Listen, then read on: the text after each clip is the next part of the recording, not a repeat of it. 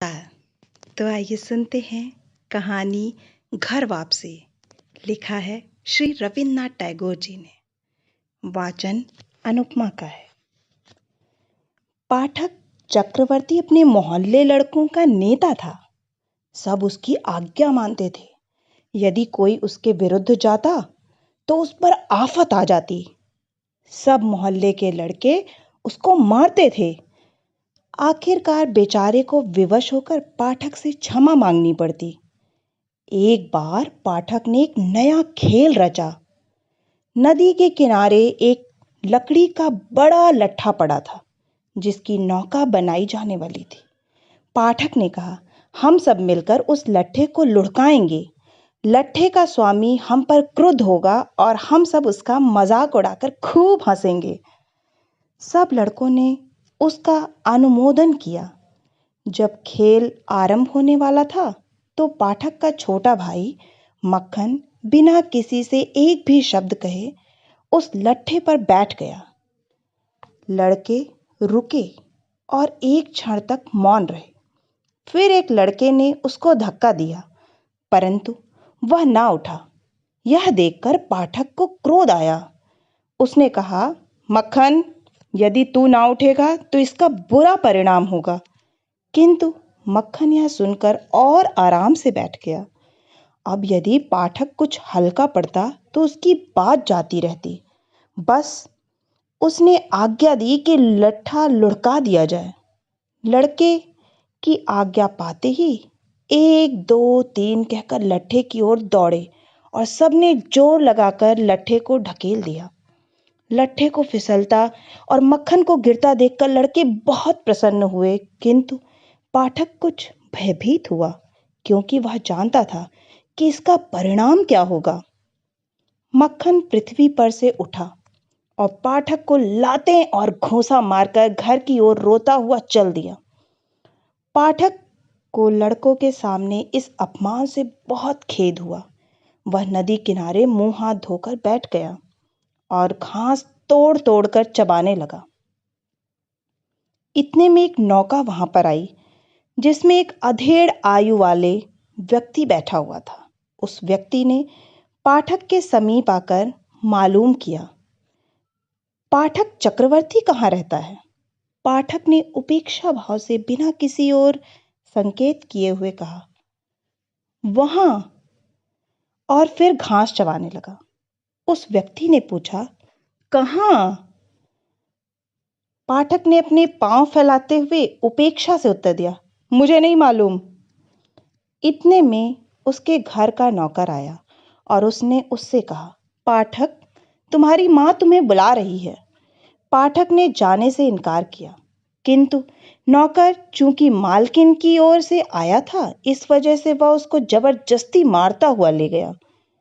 पाठक जब घर आया तो उसकी माँ ने क्रोध से आकर पूछा, तूने मक्खन को फिर मारा? पाठक ने उत्तर दिया, नहीं तो, तुमसे किसने कहा? माँ ने कहा, झूठ मत बोल, तूने मारा है। पाठक ने फिर उत्तर दिया, नहीं, यह बिल्कुल असत्य है, तुम मक्खन से पूछो। मक्खन चूंकि कह चुका था कि मुझे मारा है, इसलिए उसने अपने शब्द कायम रखे और दोबारा फिर कहा, हाँ हाँ, तुमने मारा है। यह सुनकर पाठक को क्रोध आया और मक्खन के समीप आकर उसे मारना आरंभ कर दिया। उसकी माँ ने उसे तुरंत बचाया और पाठक को मारने लगी। उसने अपनी माँ को धक्का दे दिया। धक्के से फिसलते हुए उसकी माँ ने कहा, अच्छा, तू अपनी माँ को भी मारना चाहता है। ठीक उसी समय वह अधेड़ आयु का व्यक्ति घर में आया और कहने लगा, क्या किस्सा है? पाठक की माँ ने पीछे हटकर आने वाले को देखा और तुरंत उसका क्रोध आश्चर्य में परिवर्तित हो गया, क्योंकि उसने अपने भाई को पहचाना और कहा, क्यों दादा, तुम यहाँ कैसे आए? फिर उसने नीचे को झुकते हुए उसके चरण छुए। उसका भाई विशंभर उसके विवाह के पश्चात बंबई चला गया था। वह व्यापार करता था। अब कलकत्ता अपनी बहन से मिलने आया है, क्योंकि बहन के पति की मृत्यु हो गई थी। कुछ दिन तो बड़ी प्रसन्नता से बीते। एक दिन विशंभर ने दोनों लड़कों की पढ़ाई के विषय में पूछा। उसकी बहन ने कहा, पाठक हमेशा दुख देता रहता है और बहुत चंचल है, किंतु मक्खन पढ़ने का बहुत इच्छुक है।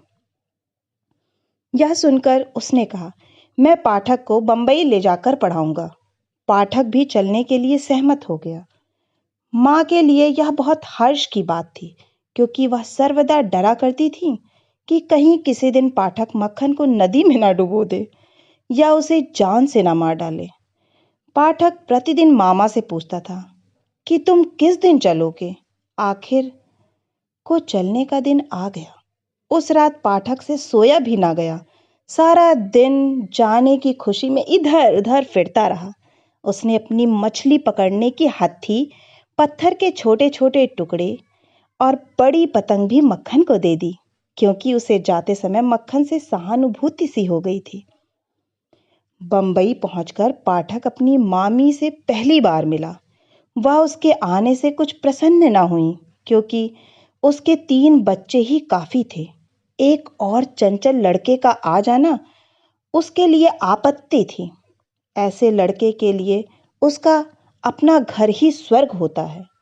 उसके लिए एक नए घर में नए लोगों के साथ रहना बहुत कठिन हो गया। पाठक को यहाँ पर सांस लेना कठिन हो गया। वह रात को प्रतिदिन अपने नगर के स्वप्न देखा करता और वहां जाने की इच्छा करता रहता। उसको वह स्थान याद आता जहां वह पतंग उड़ाता था और जहां वह जब कभी चाहता जाकर स्नान करता था। माँ का ध्यान उसे दिन रात विकल करता रहता। उसकी सारी शक्ति समाप्त हो गई। अब स्कूल में उससे अधिक कमजोर कोई विद्यार्थी ना था। जब कभी उसका अध्यापक उससे कोई प्रश्न करता तो वह मौन खड़ा हो जाता और चुपचाप अध्यापक की मार सहन करता। जब दूसरे लड़के खेलते तो वह अलग खड़ा होकर घरों की छतों को देखा करता। एक दिन उसने बहुत साहस करके अपने मामा से मालूम किया, मामा जी, मैं कब तक घर जाऊंगा? मामा ने उत्तर दिया, ठहरो, जब तक कि छुट्टियां ना हो जाएं। किंतु छुट्टियों में अभी बहुत दिन शेष थे, इसलिए उसको काफी प्रतीक्षा करनी पड़ी। इस बीच में एक दिन उसने अपनी किताब खो दी। अब उसको अपना पाठ याद करना बहुत कठिन हो गया। प्रतिदिन उसका अध्यापक उसे बड़ी निर्दयता के साथ मारता था। उसकी दशा इतनी खराब हो गई कि उसके मामा के बेटे उसे अपना कहते हुए शर्माते थे। पाठक मामी के पास गया और कहने लगा, मैं स्कूल ना जाऊंगा, मेरी पुस्तक खो गई है। मामी ने क्रोध से अपने ओंठों को चबाते हुए कहा, दुष्ट, मैं तुझको कहां से महीने में 5 बार पुस्तक खरीद कर दूं? इस समय पाठक के सिर में दर्द उठा। वह सोचता था कि मलेरिया हो जाएगा, किंतु सबसे बड़ा सोच विचार यह था कि बीमार होने के पश्चात वह घर वालों के लिए एक आपत्ति बन जाएगा। दूसरे दिन प्रातः पाठक कहीं भी दिखाई न दिया। उसको चारों तरफ खोजा गया, किंतु वह ना मिला। वर्षा बहुत अधिक हो रही थी और वे व्यक्ति जो उसे खोजने गए बिल्कुल भीग गए। आखिरकार विशंभर ने पुलिस को सूचना दे दी। मध्याह्न पुलिस का सिपाही विशंभर के द्वार पर आया। वर्षा अब भी हो रही थी और सड़कों पर पानी खड़ा था। 2 सिपाही पाठक को हाथों पर उठाए हुए लाए और विशंभर के सामने रख दिया। पाठक के सिर से पांव तक कीचड़ लगी हुई और उसकी आंखें ज्वर से लाल थीं। विशंभर उसको घर के अंदर ले गया। जब उसकी पत्नी ने पाठक को देखा तो कहा, यह तुम क्या आपत्ति ले आए हो? अच्छा होता जो तुम इसको घर भिजवा देते। पाठक ने ये शब्द सुने और सिसकियां लेकर कहने लगा, मैं घर जा तो रहा था, परंतु वे दोनों मुझे जबरदस्ती ले आए। ज्वर बहुत तीव्र हो गया था। सारी रात वह अचेत पड़ा रहा। विशंभर एक डॉक्टर को लाया। पाठक ने आंखें खोली और छत की ओर देखते हुए कहा, छुट्टियां आ गई हैं क्या? विशंभर ने उसके आंसू पोंछे और उसका हाथ अपने हाथों में लेकर उसके सिरहाने बैठ गया। पाठक ने फिर बड़बड़ाना शुरू किया, माँ, माँ, मुझे इस प्रकार ना मारो, मैं सच सच बताता हूँ। दूसरे दिन पाठक को कुछ चेत हुआ। उसने कमरे के चहुं ओर देखा और एक ठंडी सांस लेते हुए अपना सिर तकिए पर डाल दिया।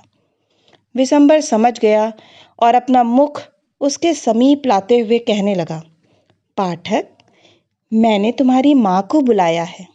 पाठक फिर उसी प्रकार चिल्लाने लगा।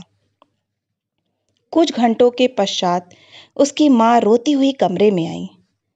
विशंभर ने उसको मौन रहने के लिए कहा, किंतु वह ना मानी और अपने आप को पाठक की चारपाई पर डाल दिया और चिल्लाते हुए कहने लगी, पाठक, मेरे प्यारे बेटे पाठक। पाठक की सांस कुछ समय के लिए रुकी, उसकी नाड़ी हल्की पड़ी और उसने एक सिसकी ली।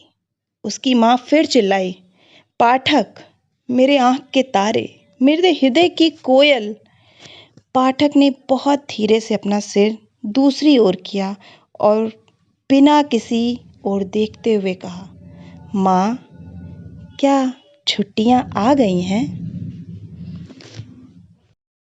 आशा है कि आपको यह कहानी घर वापसी बहुत ही अच्छी लगी होगी। अगर अच्छी लगी है तो मुझे प्रोत्साहित करने के लिए एक लाइक ज़रूर करें, अपना कमेंट दें, अपनों के साथ शेयर करें और हाँ, अगर आप इस चैनल पे नए हैं तो प्लीज़ इस चैनल को सब्सक्राइब करें ऐसी ही कहानियाँ सुनने के लिए। धन्यवाद।